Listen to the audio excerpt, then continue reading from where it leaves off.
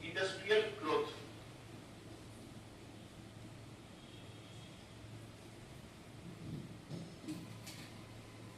Now previously UPSC asked a very good question. India shifted from agriculture to service sector bypassing the manufacturing sector. India shifted from agriculture to manufacturing sector bypassing, service sector bypassing the manufacturing sector. This problem is called as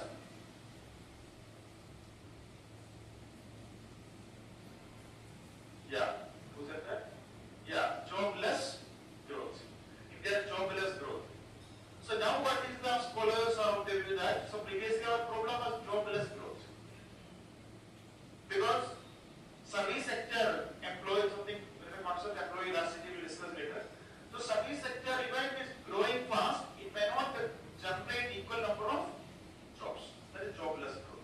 Growth will be there, but it won't create equal number of employment opportunities. This was the first part of the question. Second part of the question was also interesting. So from where jobs will come from? From where jobs will come from? This is a very basic question. So we shifted agriculture to manufacturing, service sector, bypassing the manufacturing. From where jobs will come from?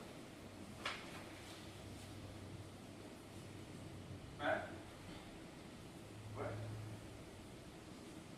Abroad. Abroad se kaise aayega? You will migrate from here or they will come here? Come here. For what? Investment. In which sector? People are migrating. So jobs will come from outside. You go there.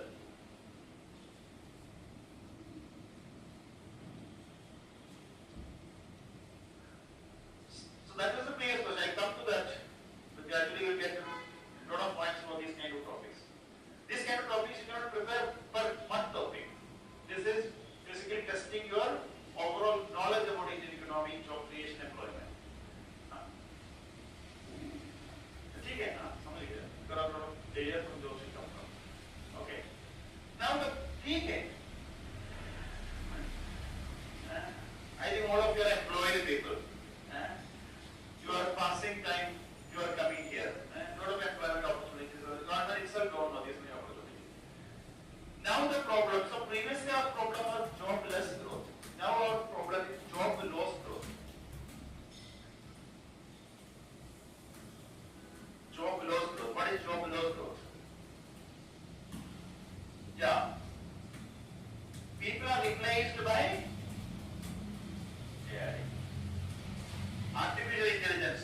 Workforce replacement is happening. Previously it was 10 people. Now you require only one person. This is leading to growth will be there. But what sort of growth will be the effect of this? Job loss growth. So it is very important to find out those industries where jobs can come from. Tourism sector is a sector where jobs can come from in India. Another area, because of a demographic dividend,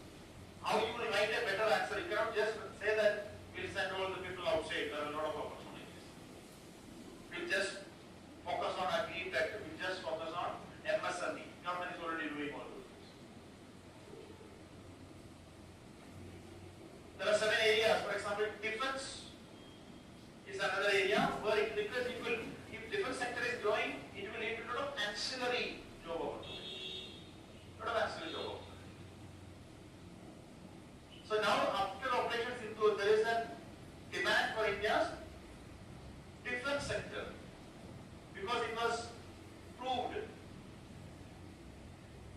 So there will be some demand. It will create opportunities. It requires huge capital investment. But it will also create a lot of actually manufacturing. Those manufacturing sector is a sector which is having high employee elasticity. Means if there is 1% growth in manufacturing sector, it will equally contribute to good number of job creation. So sports manufacturing is another area where there is a lot of opportunity. Cricket already proved that. So this is very important aspect. Sports as an economic sector, it is not only about national pride, it's not only about social development, it also contributes to economic development, industrial growth. Fourth one is sports as people's movement. Sports as people's movement. So, what is very important in India is you need to strengthen a sporting culture. Strengthening a sporting culture from grassroots level onwards. Block level, panchayat level, block level. Community participation is important in sports. For that, what is very important is what? Changing the mindset that sport is not just an extracurricular activity. Personally, what is the mindset? If you want to, like I know students also who were interested in sports,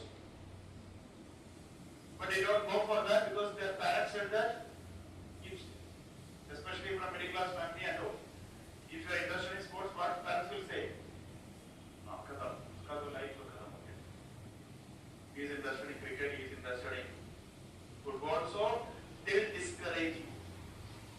Because they think that sport is a leisure activity, extracurricular activity. It is not a mainstream career. So sports needs to be considered as what? You need to change the mindset of the people.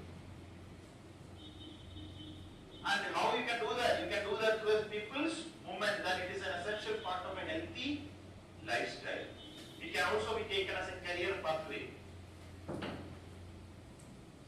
And this is similar to India's other campaigns like Swachh Bharat Abhiyan, life movement,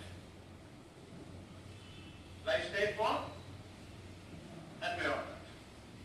Such movements, these are basically bottom-up approach. The sports is also now state-sponsored sport model. One key aspect of that part is a top-down model. But NSP is also focusing on a bottom-up movement, people's movement towards a healthy lifestyle, physical literacy. That is the next point also, the same thing. That is, it's not only about extracurricular activities, it's about people's participation, mass participation. Next is sports in education. Integration with education. Sports in education. So, it is also in alignment with the national education policy. That is, which emphasizes physical literacy from early childhood. You need to know that healthy lifestyle is important. It is important for mental health, it is important for physical health. Just as we discussed about the problem of anxious generation. People are now, because of lack of physical activity, kids do not have much physical activity. They are all inside the house, like involved in these kind of online games. And this is also because of the changing lifestyle, urbanization, many factors are there. So there's a topic which is also relevant for your preparation, that is the increasing non-communicable diseases, NC, in India. So recently government said that jalebi, samosa, there will be some, you should reduce the consumption, so there will be some label and all. Why government is focusing on this thing? Because India is becoming increased obesity, including childhood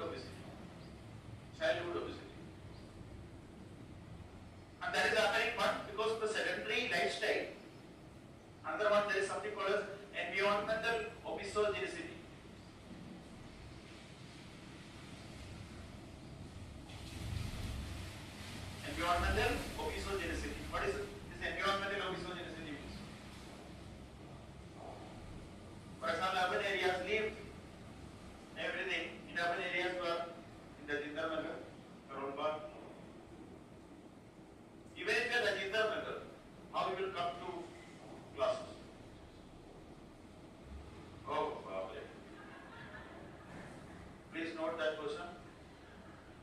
Measure his weight. People will generally, other than one or two person, generally will go for using some rickshaw or some measure they want to walk. And they will bargain with that rickshaw puller also for 5 rupees, 10 rupees.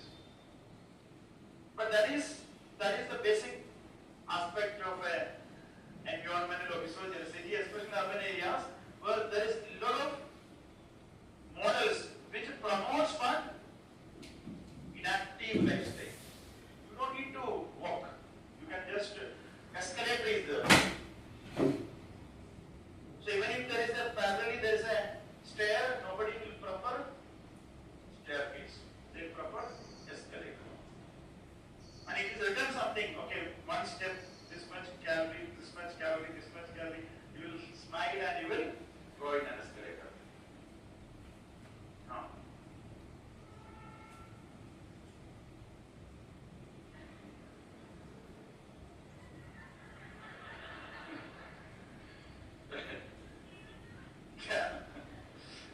कुछ भी.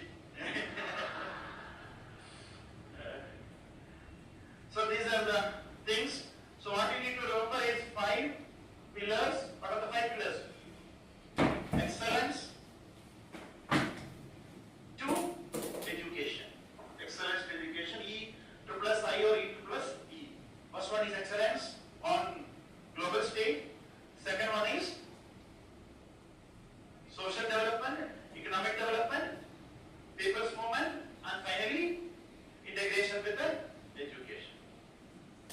Now UPSC sometimes, last year there was a question on public examination bill.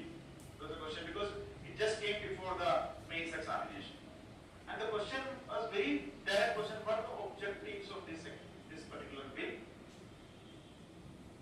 And is it covered university examination also? Actual specific question. Sometimes question will be tough just by making it very specific. If the question is discuss the problems of the sporting governance framework in India, the 12,000 students who are appearing for the mains, they will all write. But if the question is list down the key pillars of national sports policy, then the question became tough. So sometimes some topics you need to know at least few important provisions. Because if the question is specific, then you should handle it. So this topic, even if it's not specific also, you should remember this. That is our first part. Next is, there are certain other aspects also strategic framework to realize its objectives. What are the strategic framework implementation strategy? To realize the objectives, 5 key pillars. So first one is what? How to realize these objectives. First one is establish a robust, regulatory framework for sports governance. What is the present problem? Problem is there with the overall framework. There is a lot of politicization. Lack of proper regulation because sports is a state subject. So a lot of loopholes are there. So establish a robust regulatory framework for sports governance. That is important. Second one is private sector support. So sports as economic development also means what? The role of private sector. So what is the role of private sector? For example, private training plus, now what is the model we are focusing on? PPP, CSR. So it also focus on initiatives like one corporate, one sport model. Adopt and athlete initiatives. One corporate,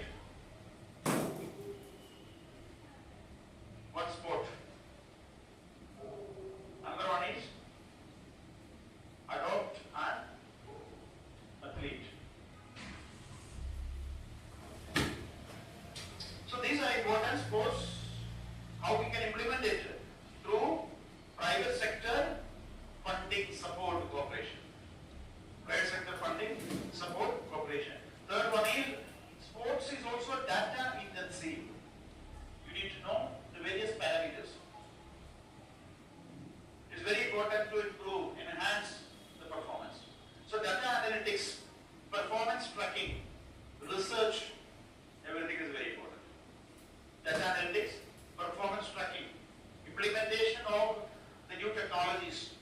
incorporate the new technologies. So that is the third way you can implement it. Fourth one is, this will also consider as a model policy for stateswide. Sports is a state subject. So states should also use this as a model policy and revamp their sports policies. Revamp their sports policies. Now finally, how you can implement it? By following all of the government approach. What is all of the government approach? All departments, all ministries working together with a shared objective. That is all of the government. Otherwise, what will be the model? It will be a compartmentalized, silos-based model.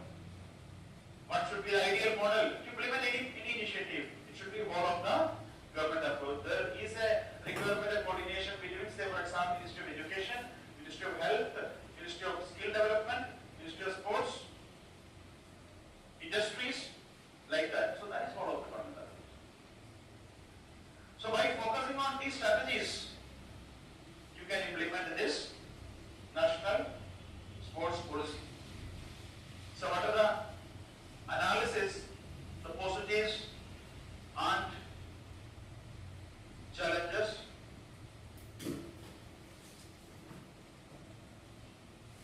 Positives and challenges. First one is, the focus is on what? A broad-basing, holistic development, national development, whatever we discussed. Broad-basing, holistic development, that's a fundamental shift from focusing just on elite excellence. So that is one thing. It also in alignment with the national education policy. What is the focus of national education policy? Yeah, physical literacy. Physical literacy. So that is also part of early childhood education. Then it also provides what? Economic opportunities, sports goods, sports manufacturing, sports tourism, sports economy. So that is opportunity. Then private sector involvement, funding, support, good points. Then there is also strong emphasis on the grassroots development. So generate interest from the initial days itself and make it as a movement so that it won't be treated as a extracurricular activities. Everybody should participate. That should be the model of the scheme.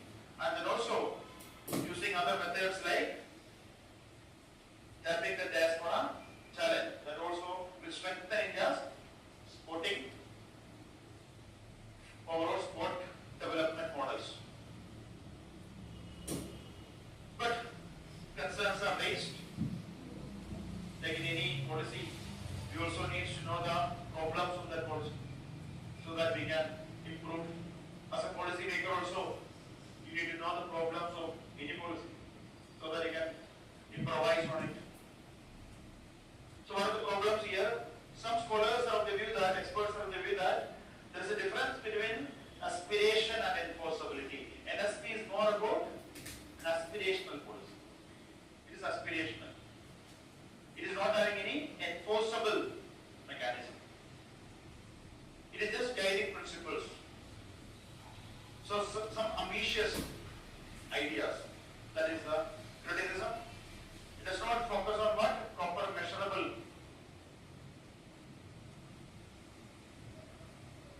Proper measurable outcomes, quantitative aspects. There is just a framework. That is one criticism. Second, existing inefficiencies. What are the existing inefficiencies? Political interference or lack of accountability, state-wise accountability issues, because sports is a state subject, or sports federations are under the control of non-sports persons, or it is headed by bureaucrats or retired people. Such issues are there. So, sports governance issues, corruption, sexism, harassment, allegations against sporting federations. So those kind of issues.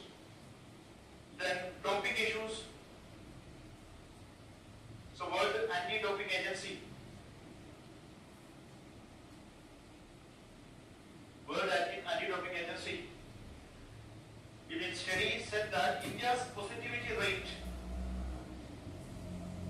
is the highest among nations. India's positivity rate, doping agency, World Anti-Doping Agency study said that India's positivity rate was the highest among nations that analyzed over 5,000 samples.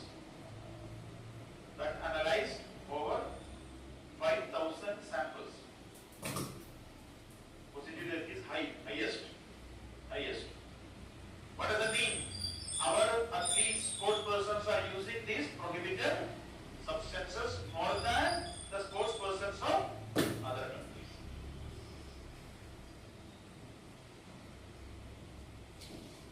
This topic is second after Russia. So that is another problem. Then inclusion mechanism. What is the problem? Now also federations are generally male dominated. There is no proper women's presence in these bodies. So male dominated bodies. There is no targets for increasing women's participation. Just saying that it is for social development. Inclusion is one key aspect of that. But you also need to have proper target for inclusion of women. Then another problem is persons with disabilities. What you need for increasing the participation? Adaptive infrastructure is required. Para sports also require proper infrastructure, facilities. So that is another thing. And it also excludes non-binary athletes, transgenders. It's not talking about transgenders participation or those. The inclusion of such people. Then the societal mindset that we already discussed. The problem is you need to change the mindset. Previously, I think when some CEO, somebody came to India, so they asked what is the problem with respect to India's innovation ecosystem.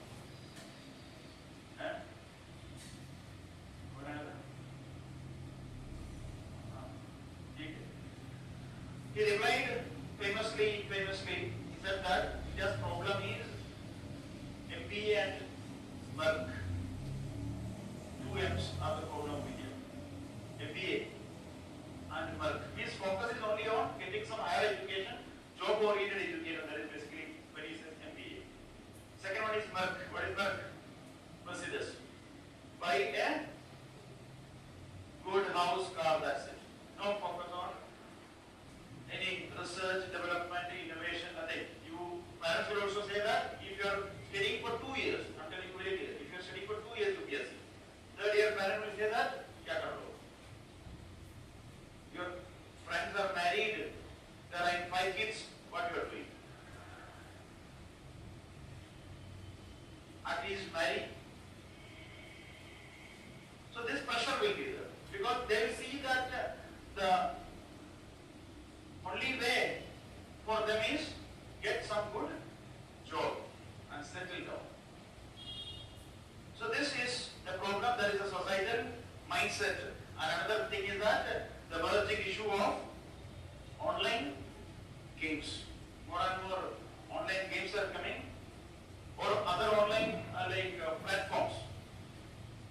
Online platforms which are also promoting even chance-based games. Chance-based games, not game of skill versus game of chance.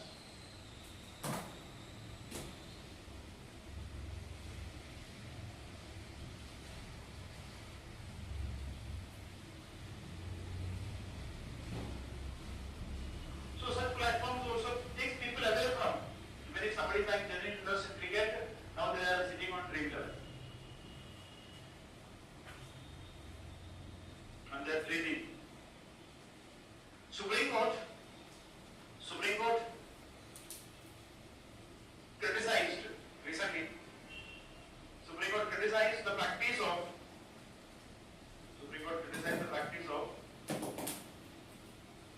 former judges or bureaucrats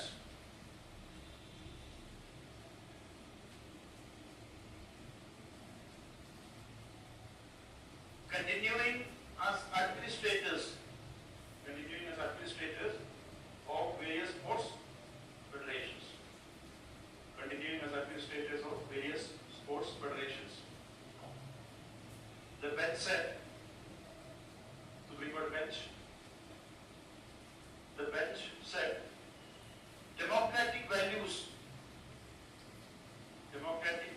have to be restored.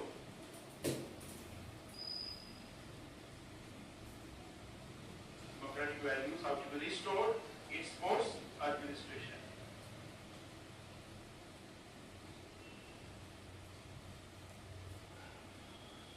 So the way forward, one is regarding sports.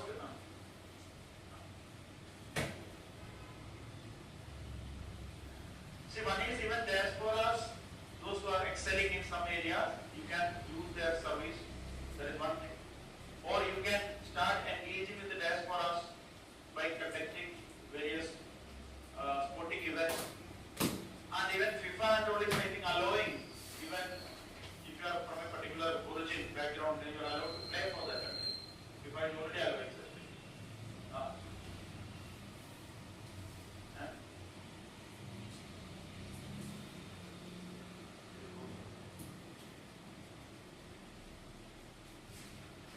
So this is a way forward. First one is professionalism, that is not just from the government, not just from the sporting federations, but also from sporting persons, athletes. So everybody should focus on increasing the overall professionalism which is required in sports. Next is strengthen the governance, that is what Supreme Court said. Focus on proper inclusion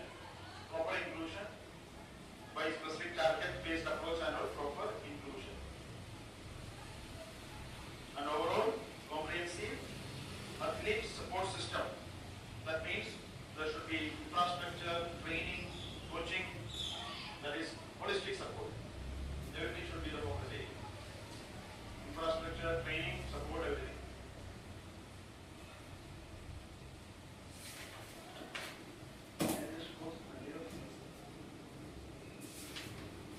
Okay, now finally one concluding aspect, that is China's success.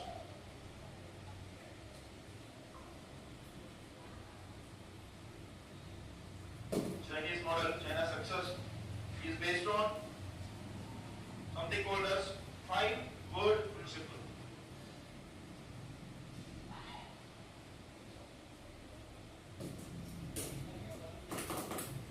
5-word principle. The 5 words are small, second fast, third women, fourth water, fifth one agile.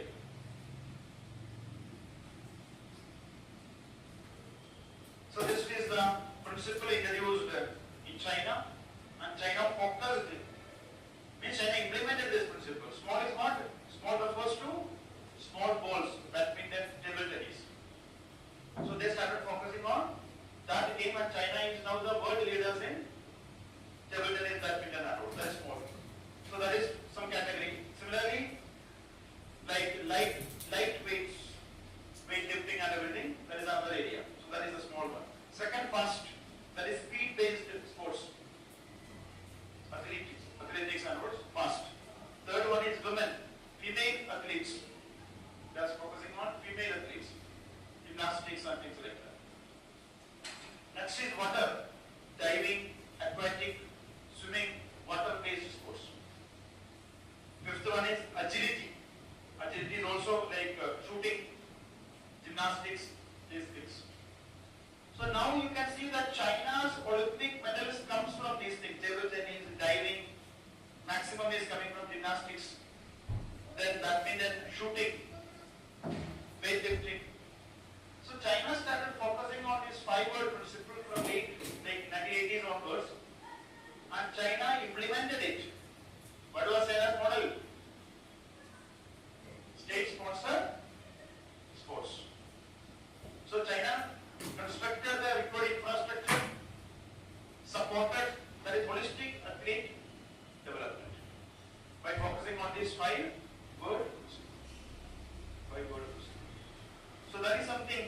which is considered as a model which India should also implement. We need to identify what are our strengths. If cricket is there in Olympics, then that is one thing. Hockey, we used to win medals in hockey, but gradually what happened? Cricket got precedence. People will watch cricket more than any other game. Cricket is also promoted by sponsors because after every over you will get a time to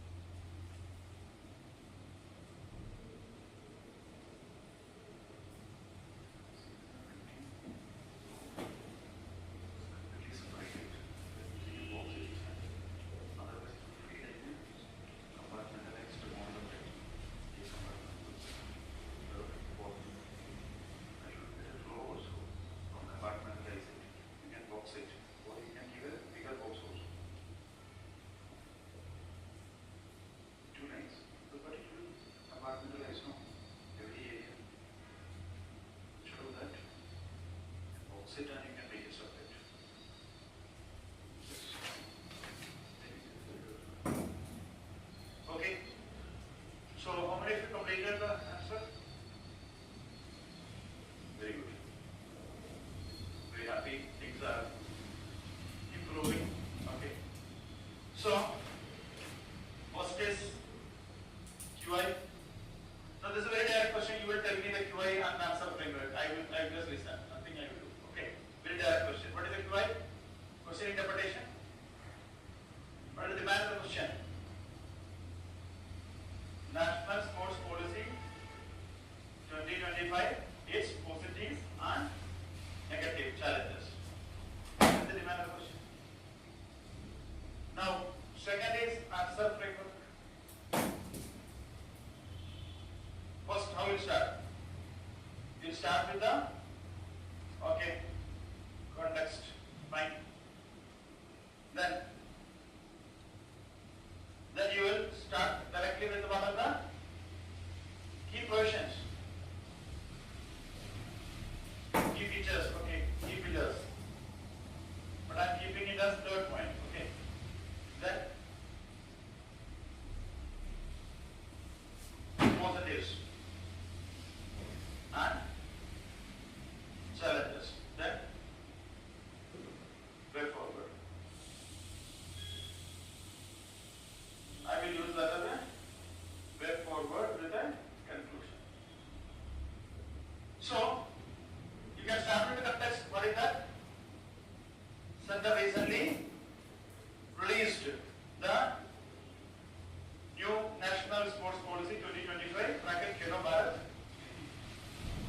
after 25 years of the NSP 2001.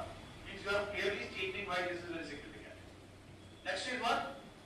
Next you just say, what are the three key objectives. Now what you need to do, you don't need to write it. You can use a diagram. Some diagrams like this. Change the diagrams model. Okay, so what is the policy? This is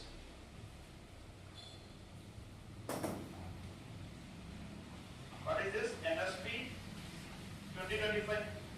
First one is what? Broad basing. You can write year over year. Second is what? Holistic development. Third one is global sporting power. What is the overall idea? What is the achievement? Overall national development. So you are using this as a national development model. Viksit Bharat by 2047 or overall national development.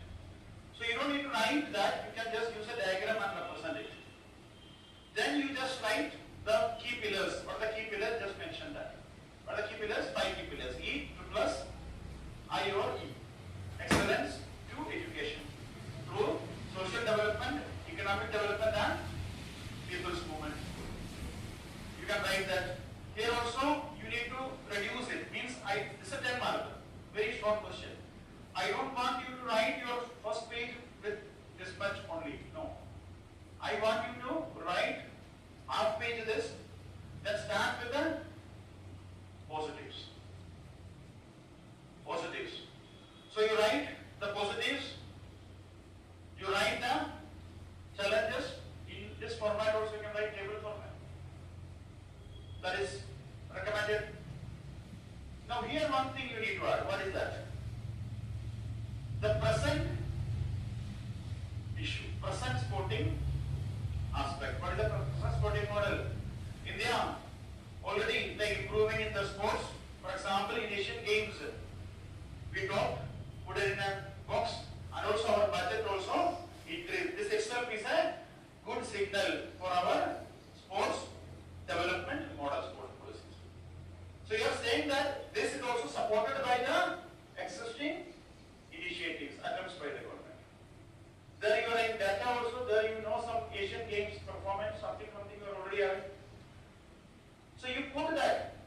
This idea is called as writing one sentence which is not explicit.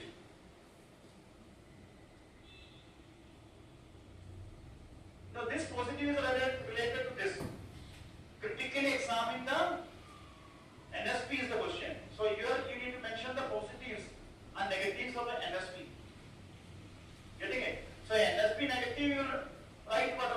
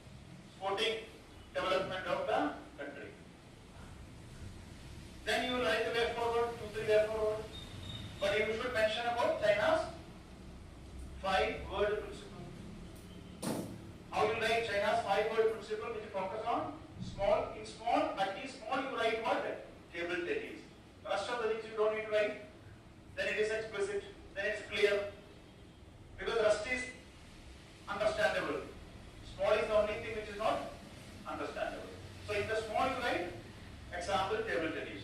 Bracket close, fast, then women, something like gymnastics, like that, like that. So you cannot just write, what I mean is you cannot just say adopt China's 5-word principle. Just write something. What is that? You don't need to explain details. That is just for your understanding.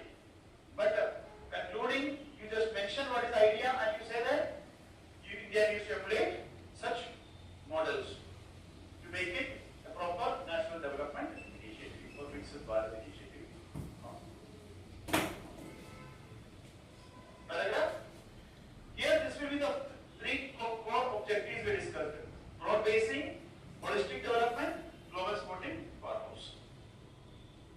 That is the core objectives, core aspects of the policy. So you don't need to explain it. You can just write in a diagram, separate. See, you should not use same diagram everywhere. You should, in a way, come with some new types and start using it, so that when somebody sees your answer, the answer also looks very good. Presentation aspect.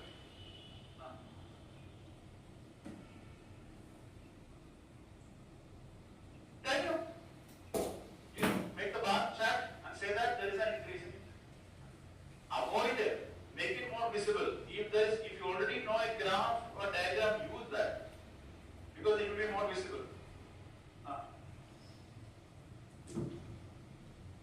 Challenges?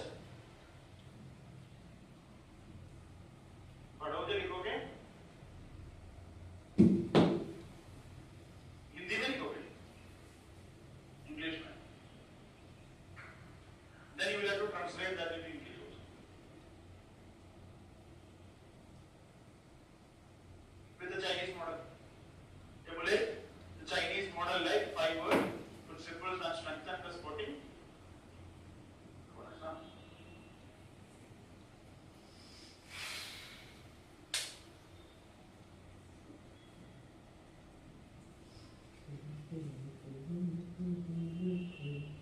Sports should have equal weightage with the academics. Is mentioned somewhere कहाँ? Hindu newspaper में. Hindu newspaper में तो you will have to check the authenticity of such things. If there is authentically, if government is of that view, then you can mention it. That's what. Equal weightage कैसे? What is equal weightage? If it is properly explained by some experts or government is also of that view, then you can mention. Because otherwise you will have to explain it. Or you can say that, sir, if you want, I will come. This is my number. I will come and explain. Answer should not be like that. Answer should not need your mobile number. The moment the answer requires your mobile number, then that is not a good answer. You are saying this, sir, I can physically present, I like physical literacy. No, that is the problem. So it should be explained. Next is we are going to a paper 3 topic from chapters of agriculture, economy. This is also the first chapter of agriculture, that is major crops, cropping pattern. That is syllabus, chapter 1 of agriculture, major crops, cropping pattern. Agriculture, first chapter of agriculture, this particular topic comes. This also comes in chapter 1 of paper 3, economy. That is related to growth, employment. Chapter 1, growth, employment. This is also related to chapter 1 of science and tech, that is developments and their applications and effects in everyday life, science and technology. GM crops, that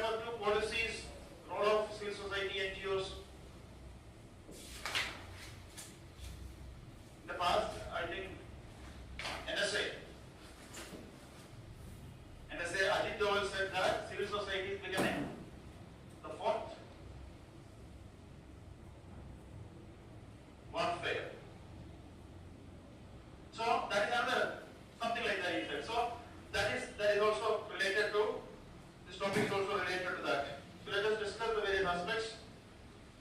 So first one is what are the various dimensions?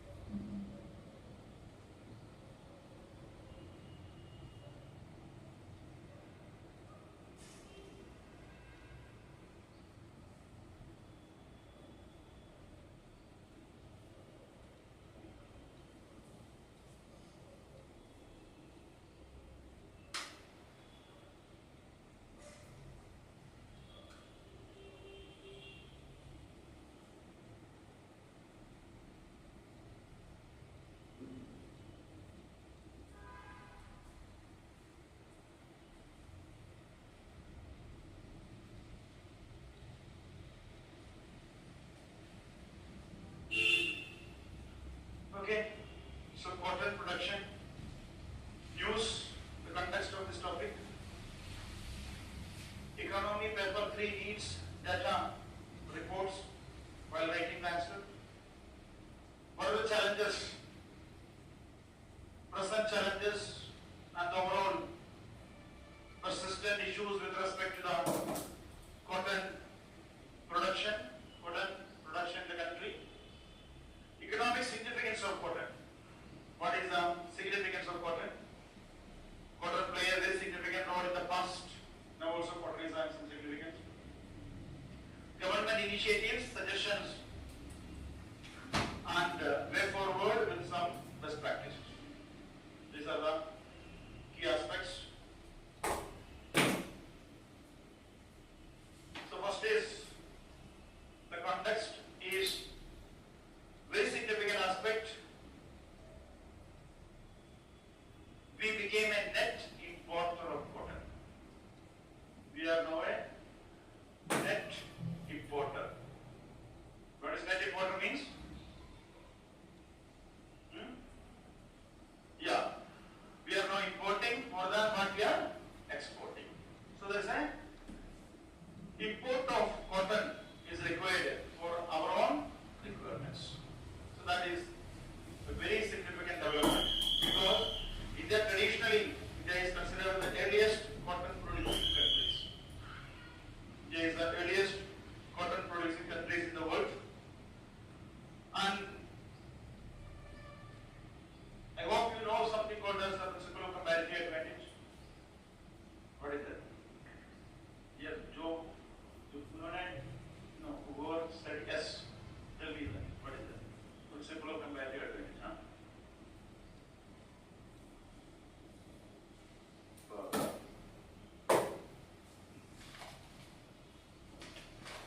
Yes, very good. And correct, you are correct. You can complete it. What is the basic fundamental principle behind globalization? Specialization. Specialization, that is globalization. You studied globalization? What is globalization? So let us study some static area first, then we'll move to the current later. What is globalization?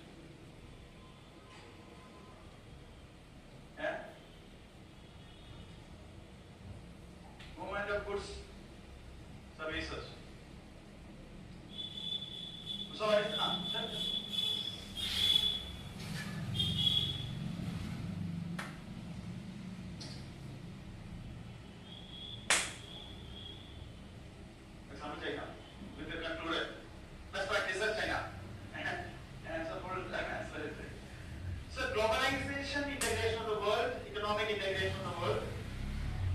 is based on what? Based on the principle of comparative advantage. Principle of comparative advantage basically says what? You produce a product in which you are having an advantage, comparative advantage compared to other countries who are having an advantage. So that you can produce something at a cheaper cost. So if you are able to produce something at a cheaper cost, then you can export that because there will be a market for that. So you produce a product in which you are having a comparative advantage compared to other countries, and you export it.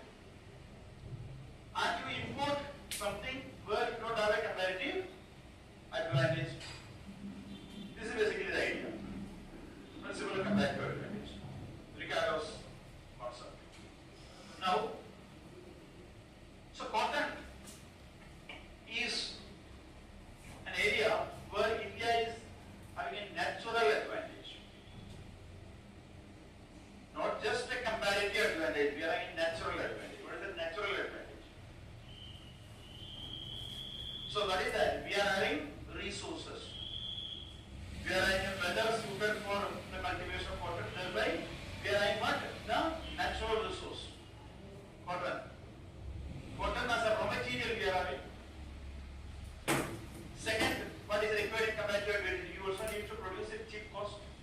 For that, what is required? You need cheap or you need labor. You need workers who are having know-how of that work. So, we are having the raw material. We are also having the labor. Third one, what you want? Why you are seeing a comparative advantage and you say that you sell this to Pakistan or some other country? Because we need what? Market. India presently is the largest populated country. Market is not a problem for us. And we will continue to make markets. So, we are having the advantage what? Raw material, labor and market. That is what is required for a product. So, cotton is a sector, cotton is an area where India is having this natural advantage. And because it is, if you are breaking the flow, then what will happen again?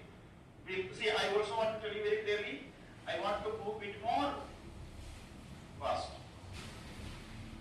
Because otherwise, the target of completing a good number of topics by the month of December will be difficult. You can ask, I am not saying that, but it will be.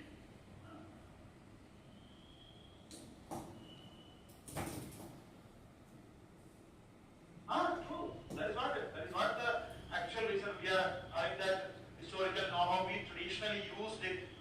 That is the, now there are challenges, but that is the. So India is one of the earliest cotton producing countries in the world, but what is happening now? It is facing challenges. Now we are becoming a net importer. That means there is a problem. What is the problem? There is a crop production problem. Raw material related problem. Now if there is a raw material related problem, then you will have to import raw material, then everything will change. What will happen? It will be increased cost. Increased cost means reduced market. Reduced market. There will be very low market. Or you need to focus on what? A different market, premium market, like that. So that will be a challenge. So because of this, we will also need to increase cost of production. Now, there are certain data, first data. This is from Institute of Textiles also.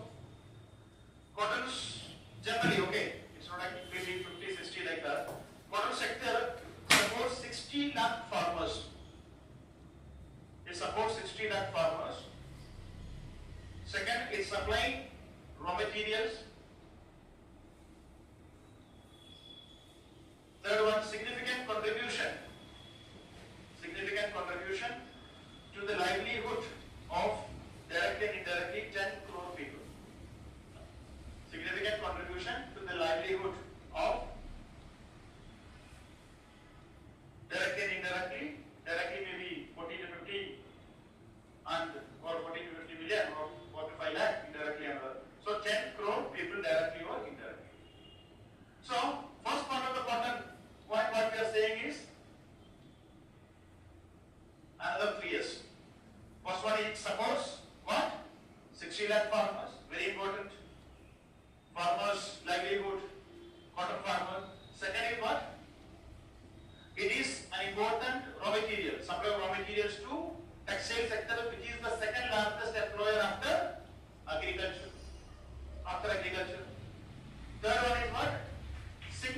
livelihood of various workers directly and indirectly. Textile workers, spinning mill workers, or ginning, spinning, all these different harvesting, ginning, spinning, and all those different supply chain activities.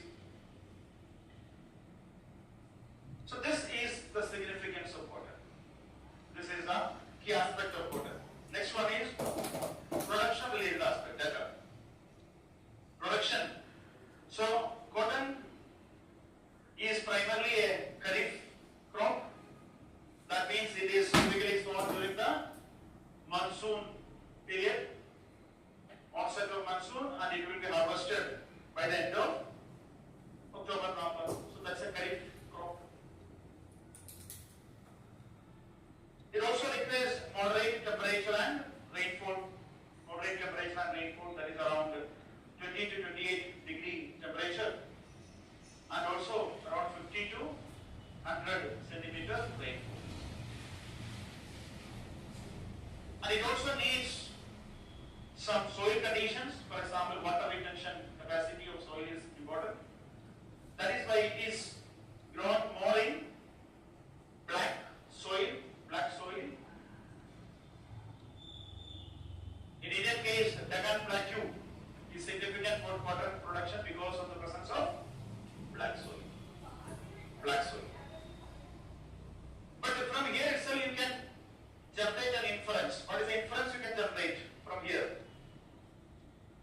What is the overall climatic conditions? It requires some kind of moderate temperature and rainfall.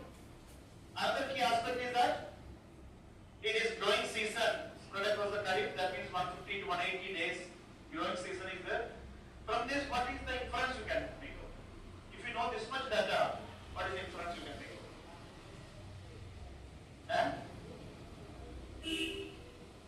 What is that? Yeah, tell me. Don't worry. See, don't worry even when I'm asking. If you are able to contribute, that is.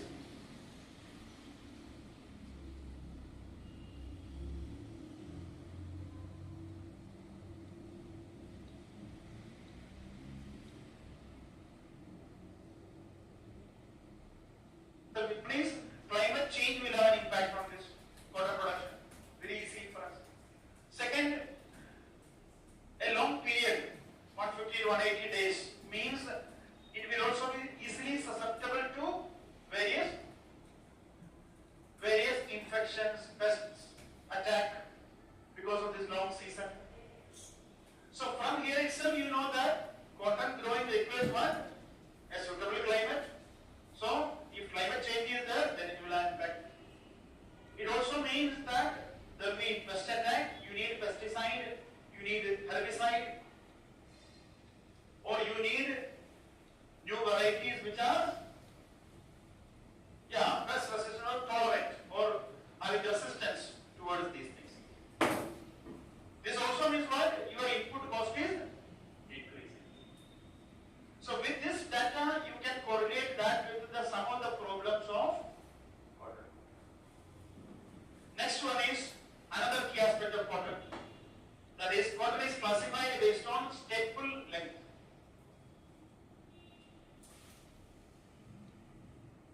Staple length. So that is the length of the cotton fibers. That is the staple length.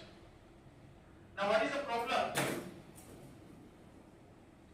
The different categories: short, staple, medium, staple, long, staple, extra long, staple, ELS. Extra long staple is considered as a premium variety. Extra long staple is considered as a premium variety. It is used for premium textiles or premium such products. So anybody who is making the ELS will have one advantage. What is the inference? Will have advantage what? Better price and more niche market, which will be automatically priced higher. But what is the problem? So extra long staple is the fiber which is having length of more than like 28 to 30 mm. extra long staple. Premium varieties are generally at 28.5 mm and above. So 20 to 28 is basically the medium staple. India is producing majorly medium staple. Medium staple is used mainly for, it is also in good strength alone, but it is like moderate softness. So used for general apparels. India is producing majorly medium staple. So that means what is the inference from here you should make? India should also focus more on ELS, so that is the future market. Why this is the future market? Or this is the market because the world is globally shifting towards more and more man-made fibers. Man-made fibers, MMF. So cotton's demand is coming down. If the cotton demand is coming down, which cotton is in demand? ELS is active. So if you are producing more of this thing and the world is shifting towards MMF, then what will happen? Then there is no market for it. So that is the third aspect. Fourth one is India. Another key thing is that India introduced the BT cotton. That is the only genetically modified GM crop approved for commercial cultivation in India. The only GM crop approved for commercial cultivation in India is BT cotton.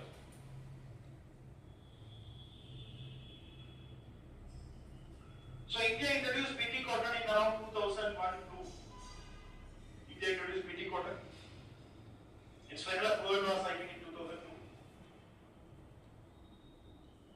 So this introduction of BT cotton is very significant because one of the major pest problem for cotton is what? Pink bollworm, PBW. Pink bollworm. That is a major pest attack, major threat. So BT cotton was introduced. It's a GM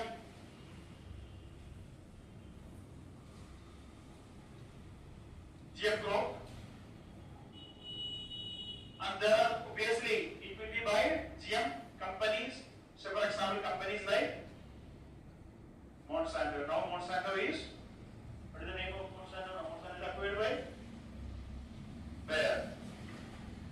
Bayer acquired Monsanto. So what does that mean? 2 points from here. One is India adopted BT cotton. There is only GM cotton. Means after that there is no GM cotton. Means for the past 25 years we did not come up with any technological breakthrough.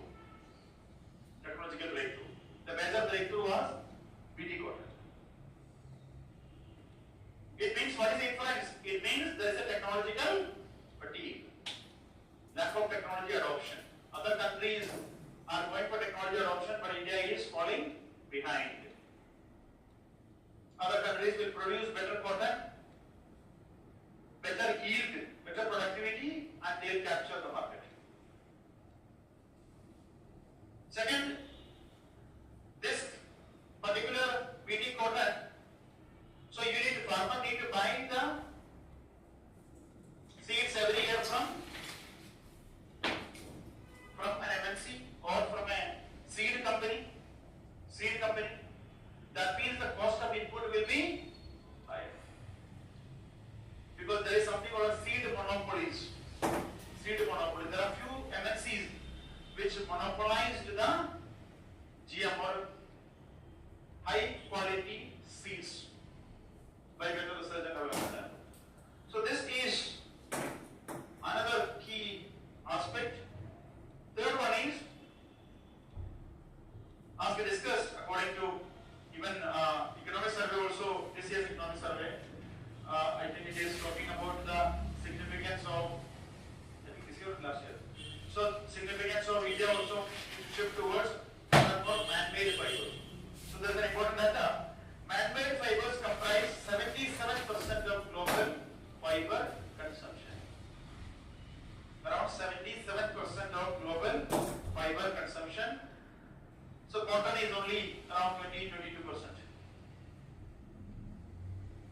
man-made fibers (MMF) comprise 77% of global fiber consumption. Cotton only around 22%. What does that mean? There is a global shift of demand away from cotton. Global shift of demand away from cotton, and man-made fibers are cheaper. They're cheaper. They are also having the advantage of durability, strength and everything, but they are cheaper also. And we are already one of the net importers of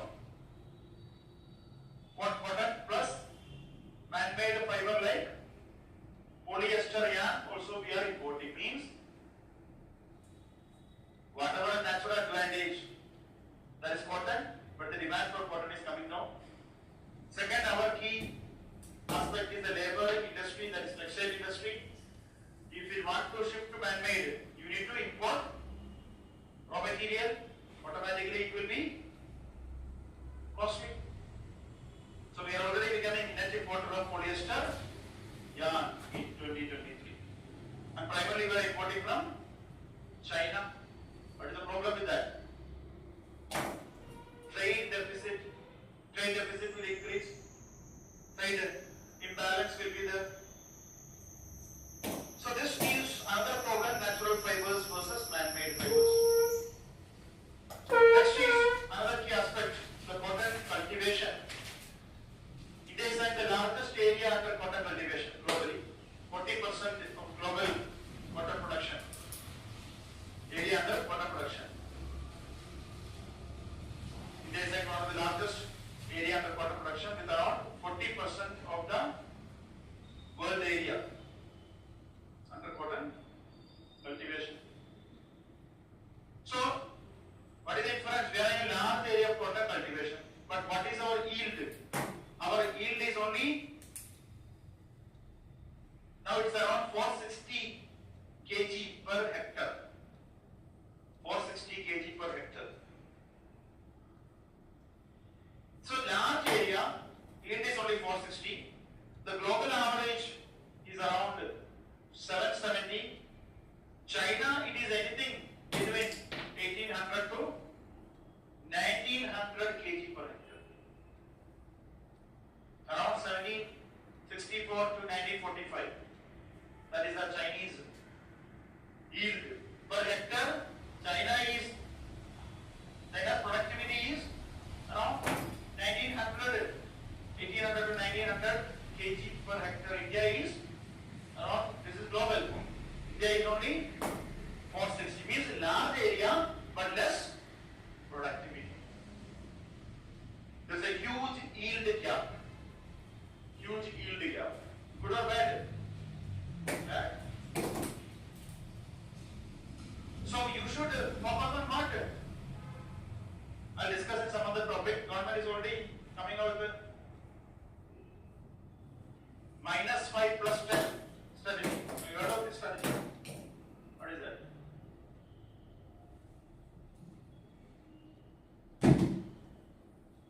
We'll discuss that.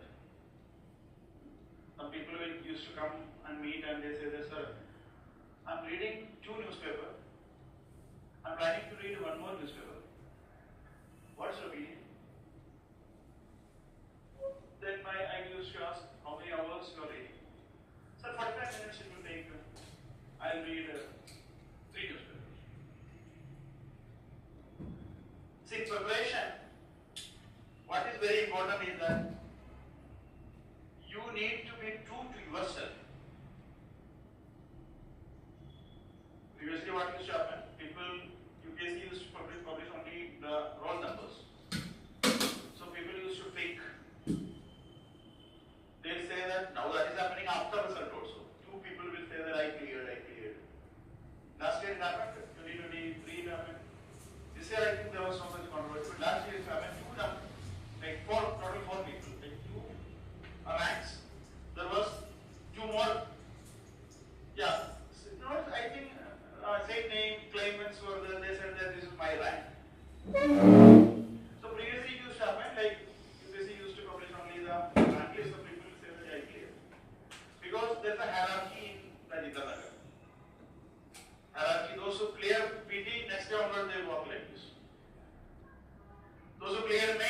their rule is bit more. So hierarchy is there. And others also, they'll walk like this.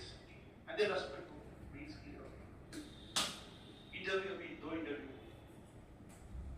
So this problem is there, so people used to fake. So now that is over, UPSC also knows the UPSC started publishing names. PD also UPSC started publishing names, right? PD also UPSC. But now what is happening, I think, people are publishing fake PDF. Fake PDF and it is circulating and some people will clear through fake PDF.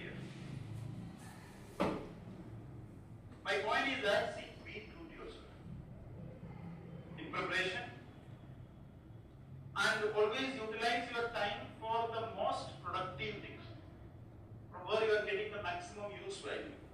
Even if you are reading newspaper, I told you before, also you are reading newspaper, and you are not able to understand an article, it is consuming a lot of time.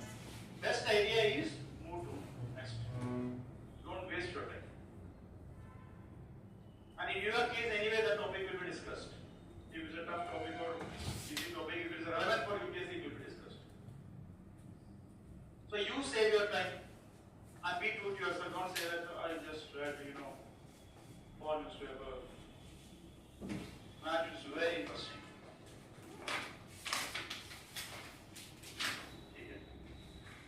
So there is a key aspect. So yield gap is there. 40% of the land area, but producing only around 450-460 kg per hectare. China is producing 17 to 19, 45 kg per hectare. US is producing around 900 kg per hectare. Global average is 770. Brazil is also producing around 1500 kg per hectare. So around peer group, BRICS peer group is also producing with a better productivity, but we in peer group. That we discussed. That is related to government announced as an initiative for rice. So we are overall decreasing 5 million hectares, like some what is it? Yeah, rice overall cultivation will be reduced, but production will be increased. So you are saving that particular land area, it will be used for pulses, oilseeds and all. So that is very important. It is not about having a lot of land area, it's about producing most from the limited land area. That is what is productivity. So another key thing is, this you remember, is graph. Okay. It is about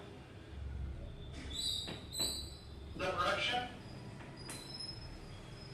in million bales. One bale is 170 kg. Okay. One bale is 170 kg. So this is, and this, there's already one chart is given. I am giving you another chart.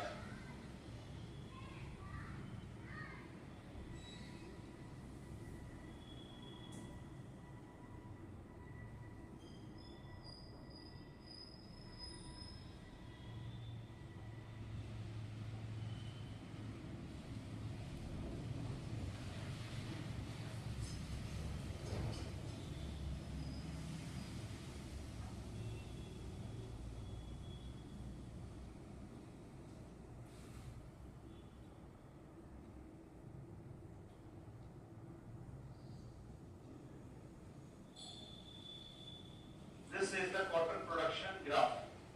So starting with the 1980s,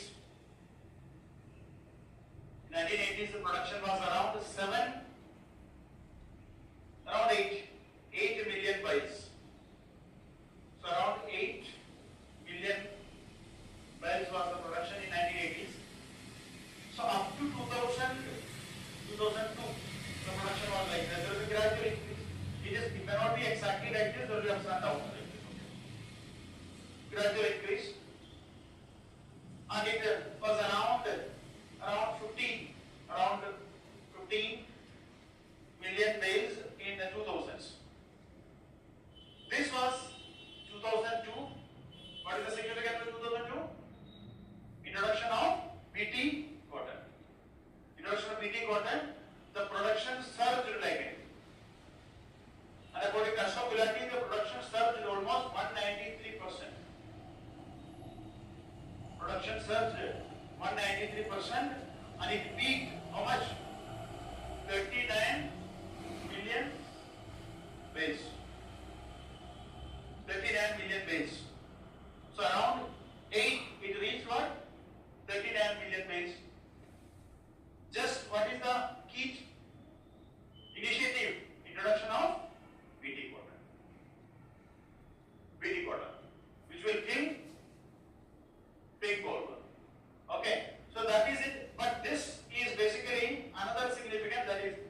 2014-15 period. 2014-15 period. After that it started declining. So 2014 period, there are 2-3 developments that we discussed. One significant aspect is that the pink bollworm during this period, around 12-year period, pink bollworm developed resistance. So by the time it reached 2014, it developed resistance. So it is no more effective. So what will happen? Production will decline. So it reached around 560 kg per hectare. It came back to 430 kg per hectare. Our top yield is also less than the global average. It's around 560 around. So it came down. Plus there was also certain policy aspect played a role in this thing. So two things are important here, very important. Plus other things are there. That is, one is pest, second one is policy. Pest and policy was the major reason. There are other reasons also. Climate change, everything is there. But these are the two reasons which led toward the declining cotton production. Cotton production. So this graph, there is already bar chart is given. Plus you can use this particular chart and clearly say that what is the problem with respect to our cotton production. You should incorporate these kind of graphs and data in your paper 3. Even if somebody says that वो सब नहीं चाहिए, don't listen to such people. Because there will be a lot of people who will just give you some gyan which is not required to be followed. So this type of 2-3 graphs are already there. 2 graphs are already there. Second and third graph is there. And paper 3 also needs some good diagrams. Economic survey. When you open economic survey, there will be a lot of pie charts, a lot of graphs, a lot of diagrams. There will be also flow charts. That is how economic paper needs to be. So what are the challenges? First challenge. Now we just conclude this whatever we discussed. Nothing else is required. So first one is the first challenge is the first P, that is pest. So primarily the cotton production declined primarily because of the pest attack, that is PBW and white flies. PBW and white flies. These are the reasons why, because of this pest attack, pest outbreak, the cotton production declined. And the main cause is what? PBW. That is a major cause for the production slide decline because of the PBW. Now what is the problem? According to a study by journal Nature, according to a study by the journal Nature, British scientific journal Nature, it showed PBW developed resistance. PBW developed resistance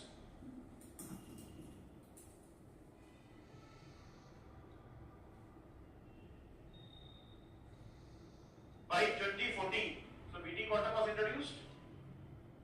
Yeah, but it was by 2014. It was around 2002. By 2014, the PBW developed resistance. So within a span of 12 years of introduction of BT cotton cultivation in India, it lost its effectiveness. And one of the reasons for this is this PBW is having very short life cycle. It's a very short life cycle. Its life cycle is around 20-25 days or around 30 days. That's its life cycle. So what is the effect of such a short life cycle? Short generation? Yeah. Multiple generations. Multiple generations in a very short period, thereby developing resistance, mutation. It will develop resistance because of the short life cycle, 20 to 30 days life cycle. And and it is also a monophytous pest. Means that is, monophytous means a pest that basically feeds exclusively on cotton. Exclusively on cotton or exclusively on a crop. Monophytous. So since it is monophytous, means automatically it will develop an easy resistance. Easy resistance. So you know that this is pickworm. These are the characteristics of pickworm. So what is very important? You need to keep on, innovating, improving the traits of that particular seed. Or you need to come up with the better varieties. You cannot just innovate or come with one thing and then you are stopping it. That is not the solution, because the pest is also like that. Pest is having a very short life cycle, so pest will generate very fast. So this is one major problem. Similarly, it is also susceptible to whitefly. Whitefly. These are the reason for the significant crop loss, pest attack. Next is the yield decline. So result of this pest attack is what? The yield decline. Yield decline from 560 kg per hectare to 430 kg per hectare. So yield slump. So that is another challenge. 560 kg per hectare, 566 kg per hectare, that is the peak yield, to 436 kg per hectare. And there is also another problem that is called as the erosion of genetic purity. Erosion of genetic purity. Genetic purity erosion. It is. What is the problem? The seeds are not able to maintain the exact genetic traits of a particular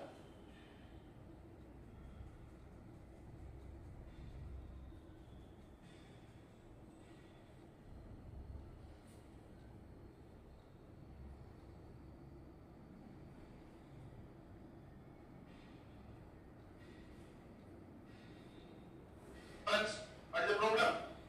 GM crops, MNCs, monopolies, seed monopolies, and farmer needs to buy seeds every year. So there is a cost.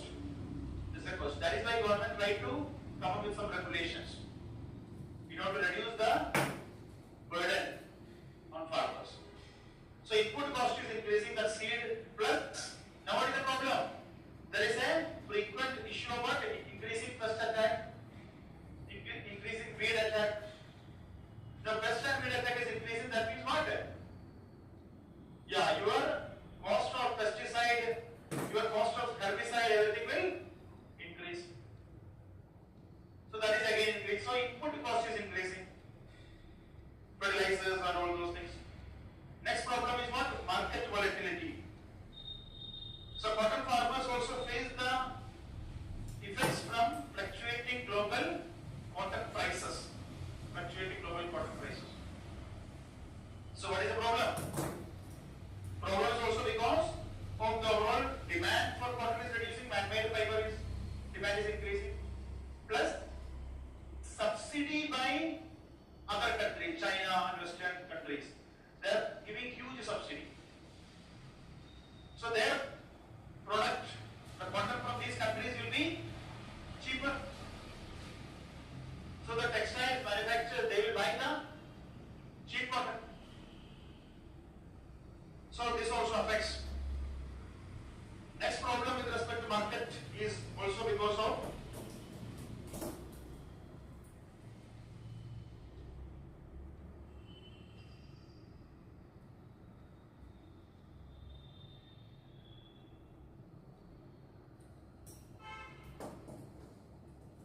the complex cotton supply chain. Complex cotton supply chain or value chain in India. In countries like China and Vietnam, the model is a vertically integrated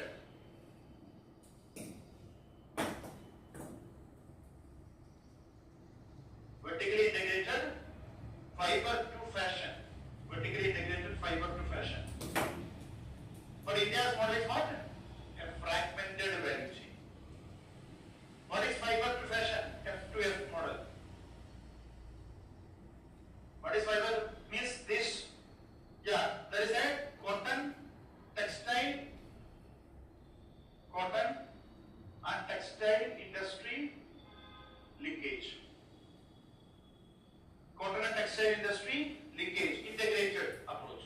Means you can buy the cotton directly from the farmer and then rest of the whole value addition will happen there. That's it.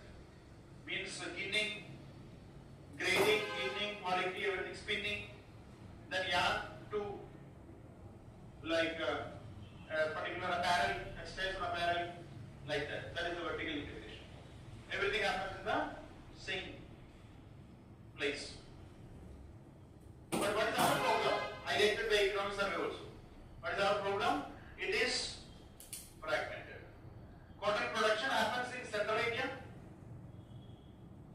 Spinning mills are maybe in Tamil Nadu. Manufacturing will happen somewhere maybe Gujarat or Maharashtra, like that. Or in Tamil Nadu, some areas. So, what is the problem?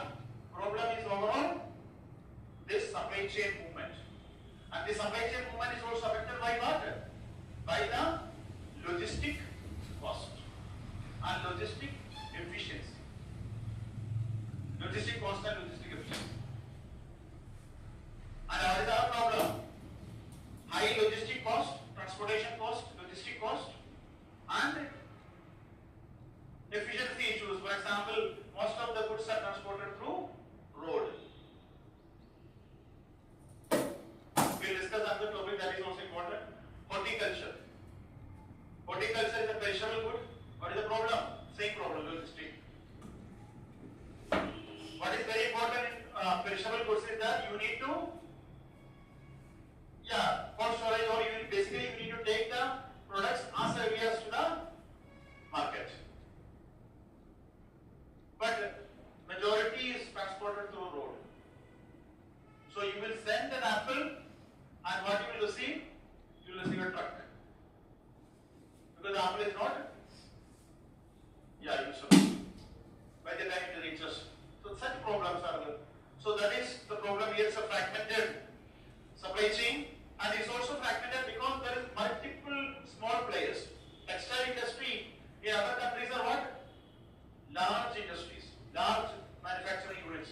India it is smaller, medium. Why India textile industries are smaller, medium? Why?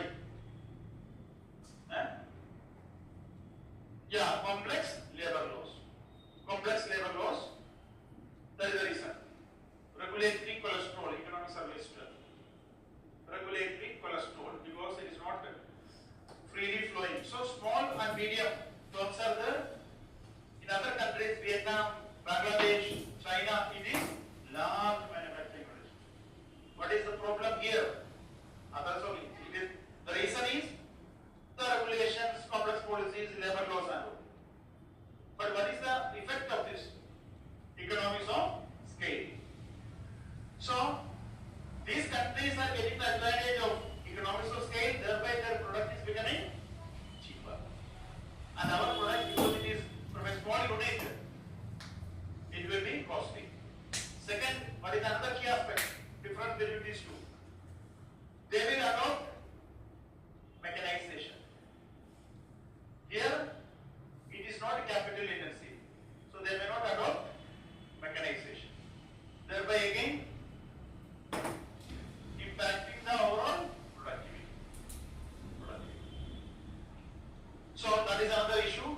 Next is climate change impact. Climate change impact. So according to a report by Cotton 2040,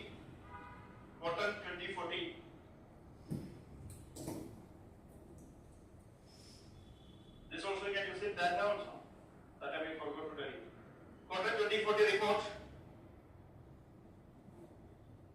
says that 1/3 of India's cotton growing region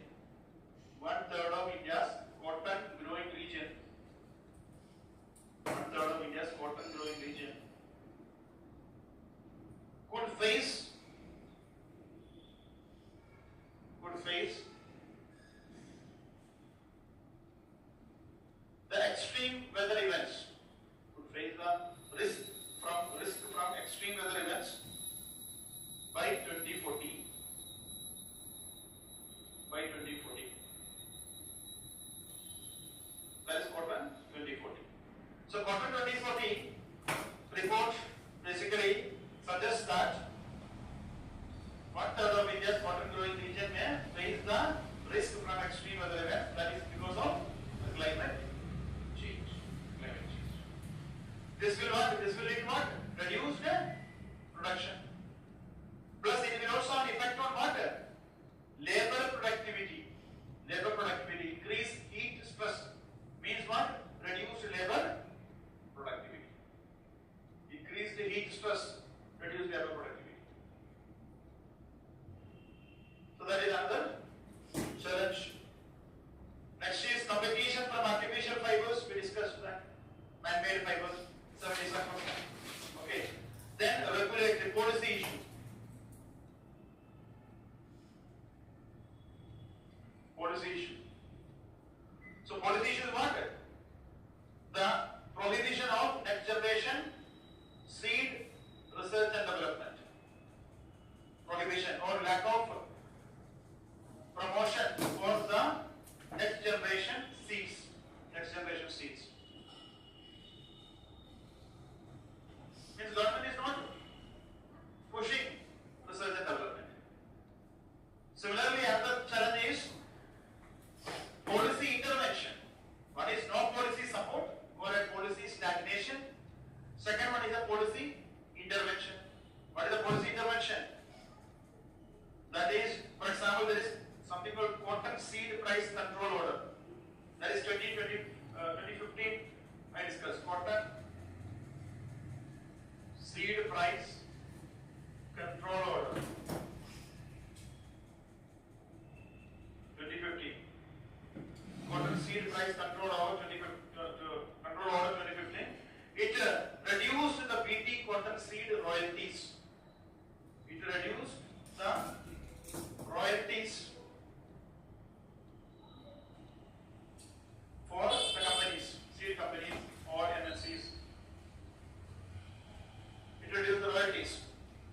So if royalties are reduced, what is the problem? There is no incentive for the private companies to invest in Indian market. Invest in Indian market. So there is the royalties were fixed per packet. Say for example, 30 rupees, 40 rupees. So there is no incentive. Yeah, BT.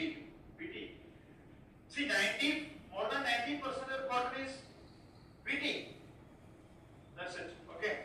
Third one is that there is also some policy stagnation, then policy intervention. Then another one is policy inertia. Policy inertia. For example, government did not give approval to herbicide tolerant HT cotton. HT-BT cotton. Herbicide tolerant cotton. So government did not give approval to HT-BT cotton or herbicide tolerant cotton. Now what is the problem? There is a difference between what is the reality and what is the regulation. Reality is what? The farmers need HT cotton. Regulation is what? Policy inertia, no such. Because of this, what happened? Farmers started buying such seeds from seed companies illegally. This will fuel what problem? Yeah, black market or shadow economy. Ashok Gulati also saying that. The article which I gave you is by Ashok Gulati. So you can quote Ashok Gulati. Professor Ashok Gulati is an expert in agricultural topic. So whenever you are writing agricultural topic, you can quote Ashok Gulati. If it is said by Ashok Gulati, don't manipulate.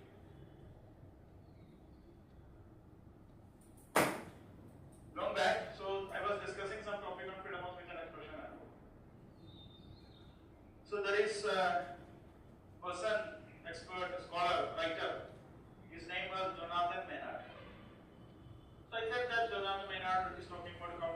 and things like that. So one student asked, sir, if I am not able to recollect this person's name, can I write, this is what exactly here, can I write, the name is what? Jonathan Mena. So he said that, sir, can I write? Mena said, counter speech he remembers. But this exact name he knows. So you don't want to write legitimately, properly. So that he just manipulate here and he will write here so that the examiner will think that something is there, that person said this. Don't do this.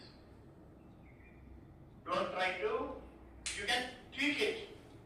You can use some content which you studied somewhere else and you can write a better answer. That is all possible. That is interlinking. Bringing ideas and writing it. But if you want to, you want to become IAS officer, in answer itself you are showing your character. That you will be another level. Adukkumele. Recently there was a news. So that person was in news in 2022 because he was selected. Again 2025. That is possible. If you are doing like this, you will be news in 1 year. Again after 2 years, again you will be news. But that will be the last news. After that there won't be any news.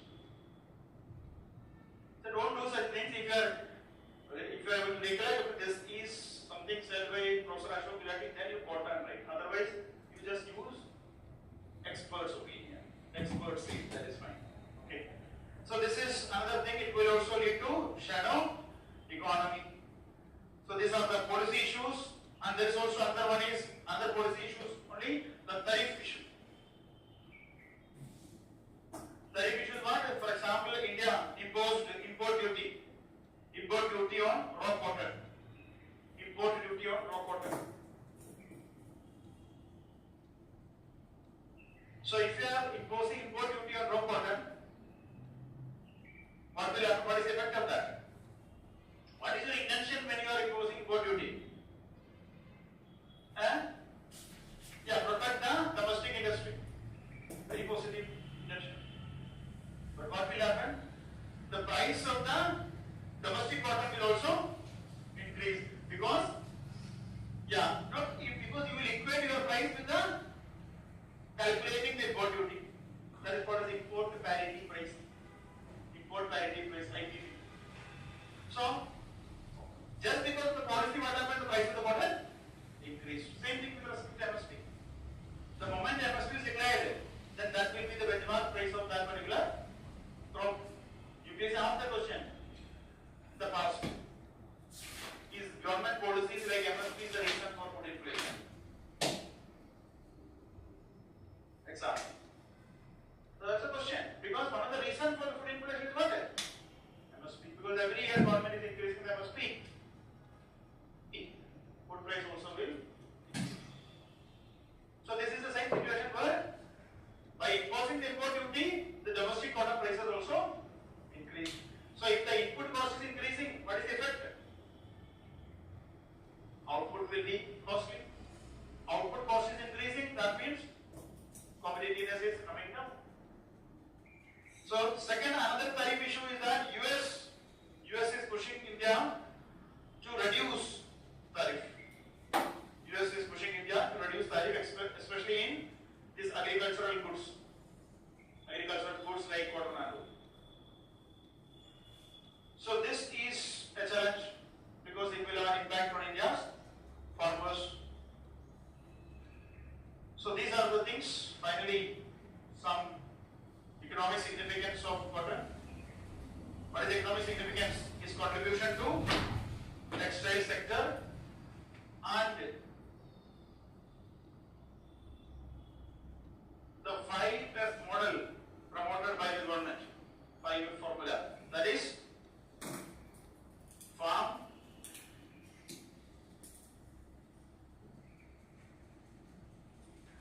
to fiber, then fiber to factory, fiber to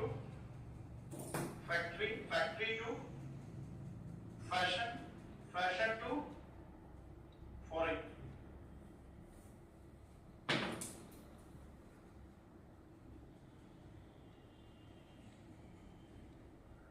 This is what we discussed in China's Vietnam case, integration, farm to fashion, farm to fashion. We are also focusing that was export, that is the foreign. So integrate the 5F model. So you take the cotton from fiber and spinning mill factories and make textiles apparels and sell that to export that. Cotton is also called as what? White gold. Cotton is called as white gold because of its contribution to the economy. So that is it. Plus its contribution to employment, especially textile sector employment.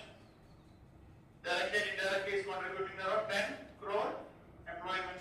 10 crore employment. And one key aspect of this employment is that it is, again, previous year's UPSC question. Why India should promote labor intensive sector? Textile sector is a labor intensive sector. Labor intensive sector. Plus, another key aspect of this employment is what? Employment opportunities for women. Women employment opportunities, thereby increasing the female labor force participation rate. Female labor force participation rate. So, employment is also characterized by two important aspects. One is labor intensive employment. Second one is employment opportunities for women. This will also ensure gender equality. So that is another thing. So then it is also, as we discussed, it's an important contributor to foreign exchange by way of exports. That is why it is called as white gold. White gold. So that is it. There are certain initiatives. One initiative is Mission for Cotton Productivity, announced in this year's budget.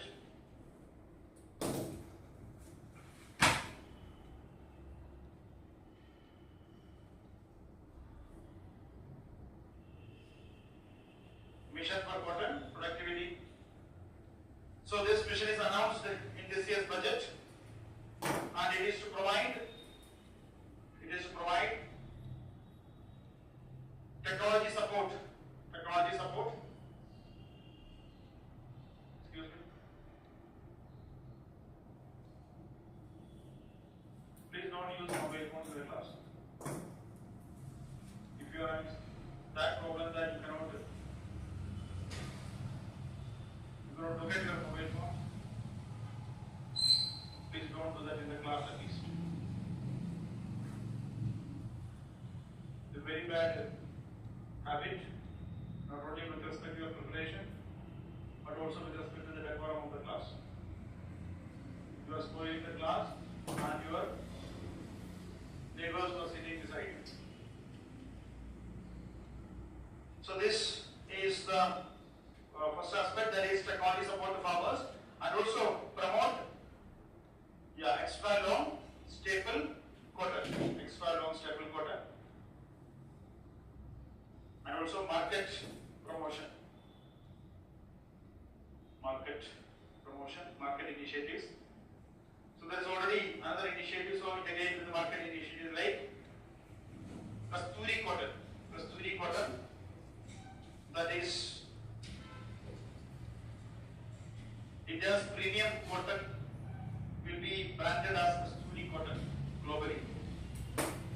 India's premium cotton will be branded as Kasturi cotton. So this will also will advantage to what? Better market, because it will be branded as a separate. That's something else. Okay.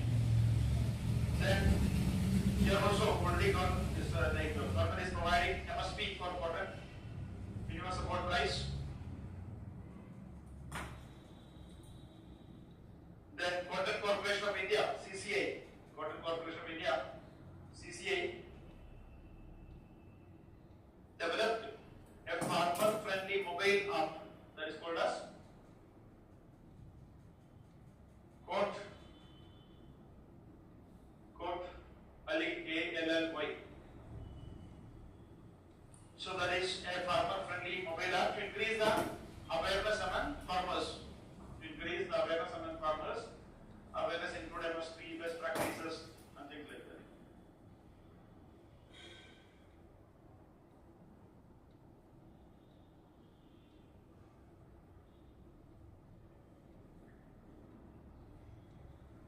Central Institute for Quantum Research. Central Institute for Quantum Research, CICR. Central Institute for Quantum Research. In its Vision 2050 report.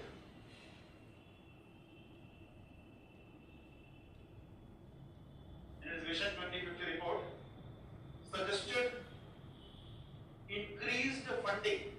Suggested increased funding for quantum research. So there is a critical gap in the sector, so address that by. Then another thing is regenerative quantum program of Aurangabad, Maharashtra. Best practice. Regenerative quantum program. What is regenerative agriculture? You think you might have studied regenerative agriculture. What is that?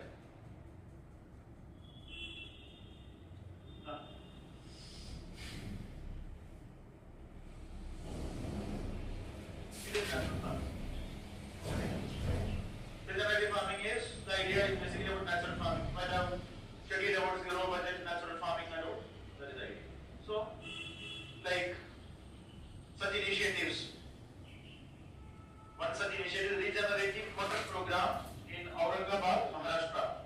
Here, more than 6,000 farmers joined this initiative.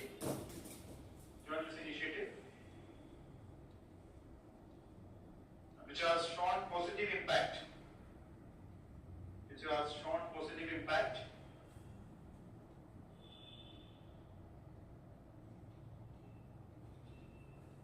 Such as high yield, improved climate resilience,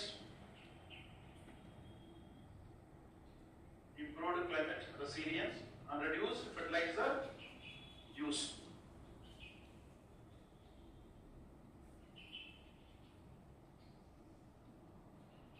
Next one is Kala Cotton initiative or Kala Cotton. It is an indigenous variety of Kutch region of Gujarat. The Kutch region of Gujarat. Kala Cotton is an indigenous native variety of the Kutch region of Gujarat. He is known for its, famous for its resilience to harsh climates. And it is cultivated harsh climate. And it is cultivated without using synthetic fertilizers,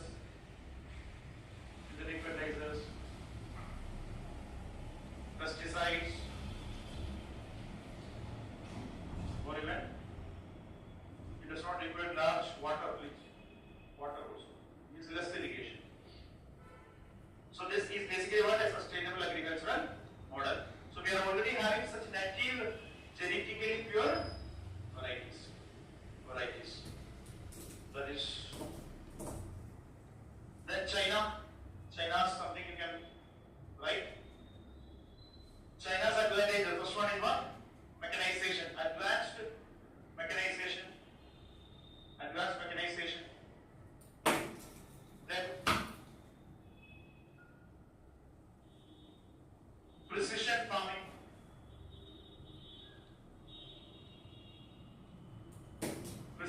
What is precision farming? Yeah.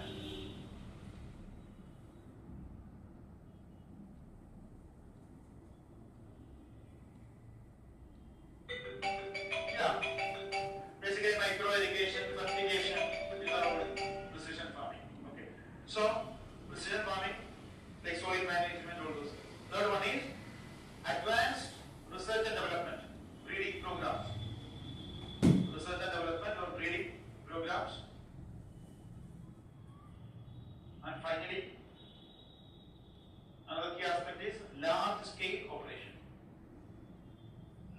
scale operation. China is leader in productivity, especially from the Xinjiang region and all. Okay. So that's it with respect to this topic. Question?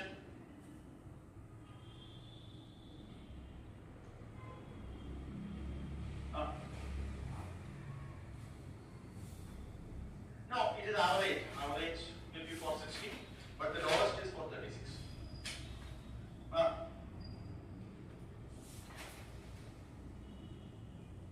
From that, how much we are producing total?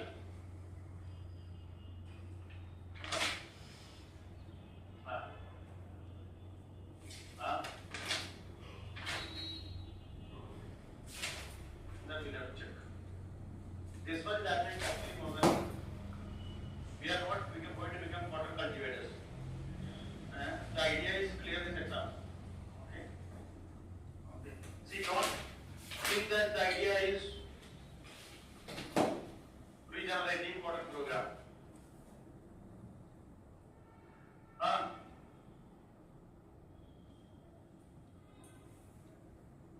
to?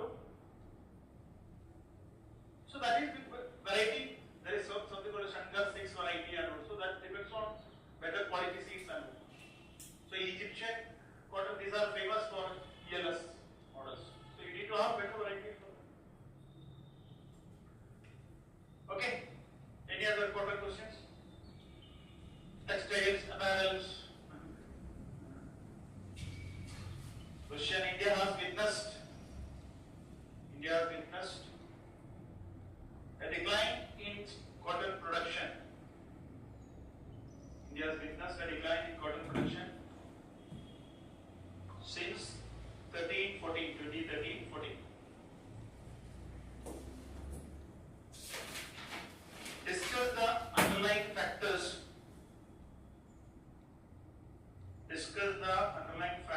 Responsible. Discuss the underlying factors responsible for this trend, the decline, for this trend, responsible for this trend, and examine its implications on India's economy, and examine its implications on India's economy. Right, fast.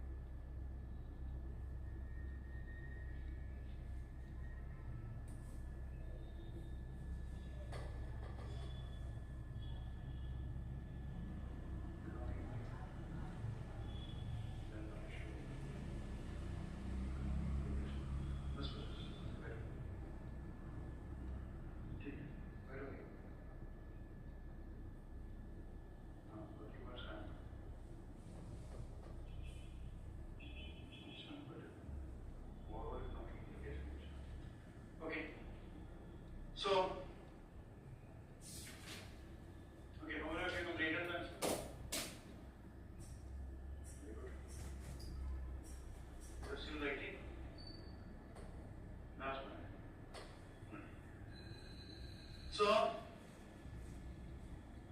first one is the question interpretation. So the question is, India has witnessed a decline in cotton production since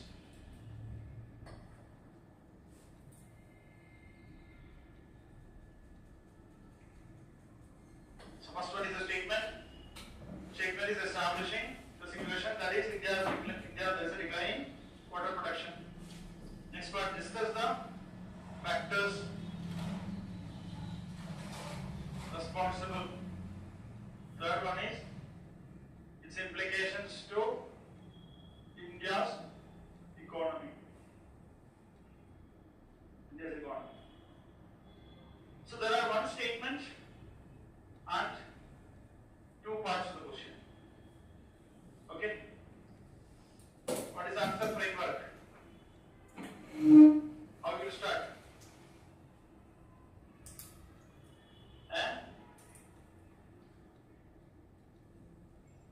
Yeah. Context is what? India became net importer of cotton. Net importer of cotton. That is basically the first statement you can write. Second, what is the second aspect? The cotton production data and say the factors responsible for this. Factors responsible for this. So what are the factors?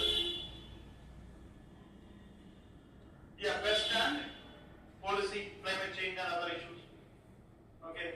Right with the data. So up to here, I think there is no confusion, everybody knows. The problem is what are the implications on India's economy. So here, this will be the fifth point. Here there is an implicit demand. What is that? Significance of cotton. If you wrote here the significance, that is fine. Otherwise, here significance should come. What is the significance of cotton? Yeah, India, one of the first country. But now, what is that? Now, what is the situation? Around 60 lakh farmers and 10 crore employees are there. So, it's a significant aspect with respect to India's socio-economic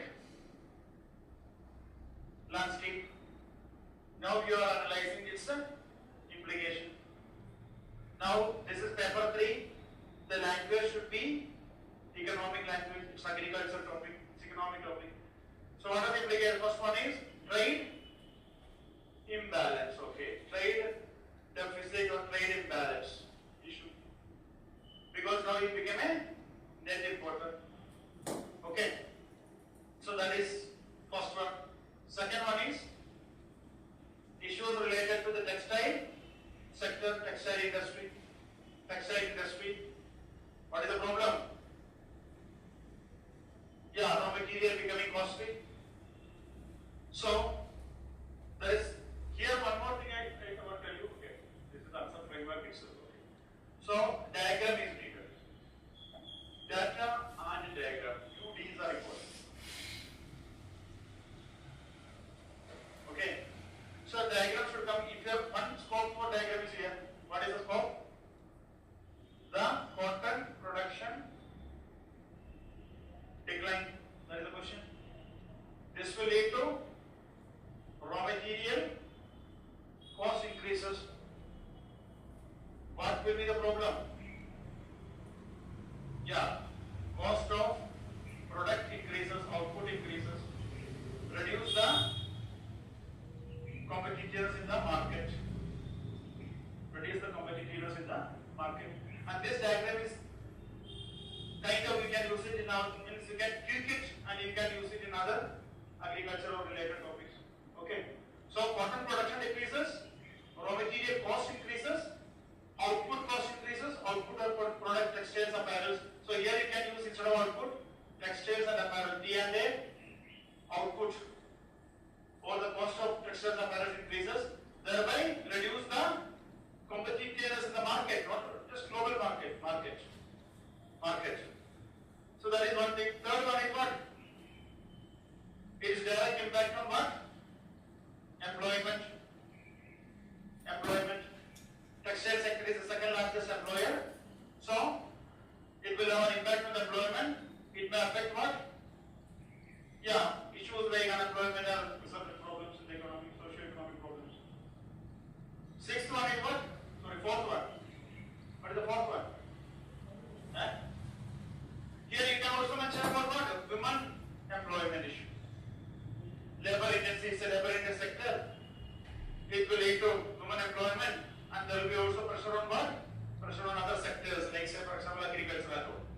Agriculture means people are not getting jobs, they look for Manrega, agriculture, those kind of things.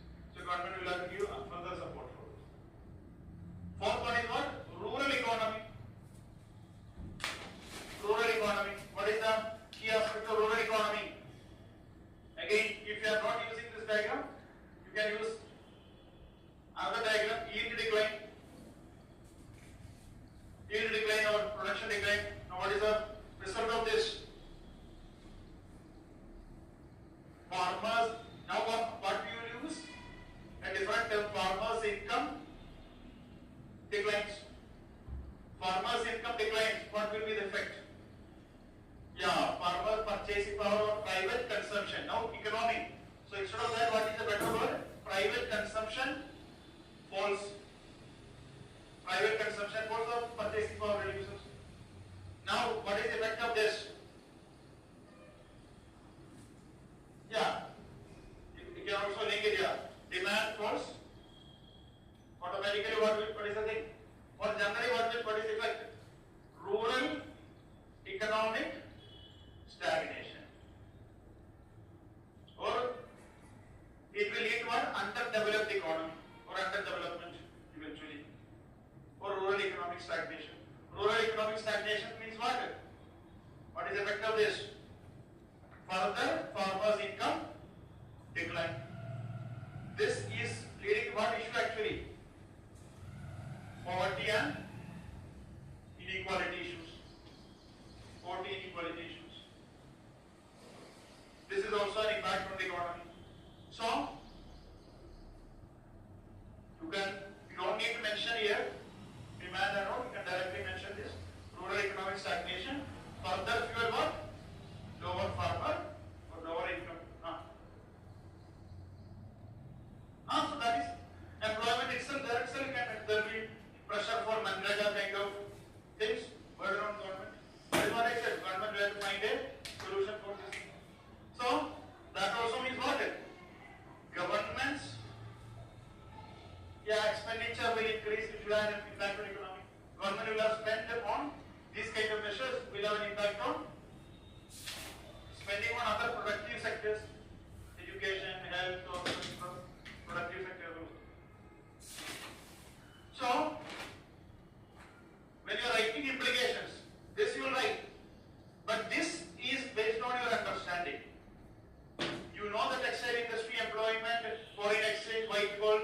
Further, you need to write, ask for the demand. This, then what? You need to make changes to your answer based on the demand of the question, and you write your answer.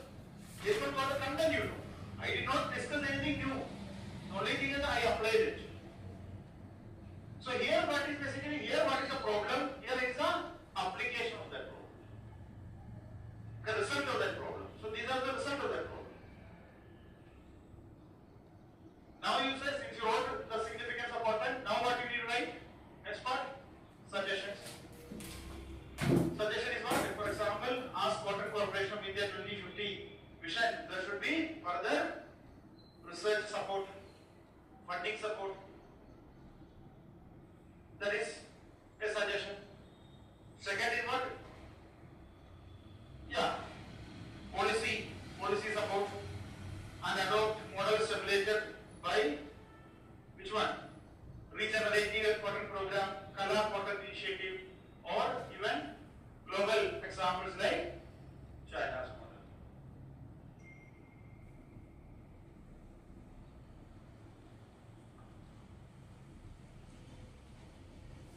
Sunday, Arami.